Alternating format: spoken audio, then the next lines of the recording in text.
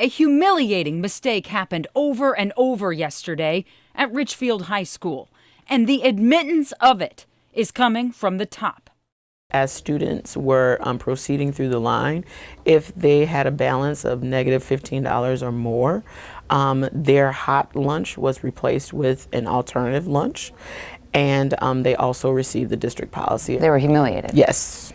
And that's exactly the opposite of the intention of our work. None of that is supposed to occur in a lunch line.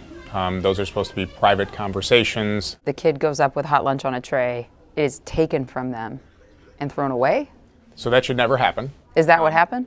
That is what occurred. It was actually switched for a cold lunch.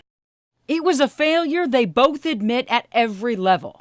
So, what was supposed to happen? How it is supposed to work is that the students are notified in advance. They're notified respectfully, possibly by a social worker, a counselor, administrator, and they are given the opportunity to bring in any amount of money to contribute to their balance. A hot lunch should never be taken from a child. If they have gotten into the line and they choose something, then the conversation is no longer available. It happens at a different time.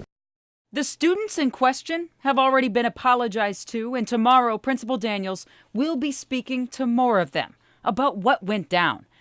And in the meantime, while video of what happened gets shared on Facebook over and over, and Richfield leaders likely get shamed for shaming, I was struck by how honest they were about how wrong they were. I think in public education, sometimes we disappoint. Sometimes we don't do what we set out to do. And so I think one of the things that leadership is supposed to do is acknowledge when we've made mistakes. What failed? Well, the first and foremost, the way we treated our kids.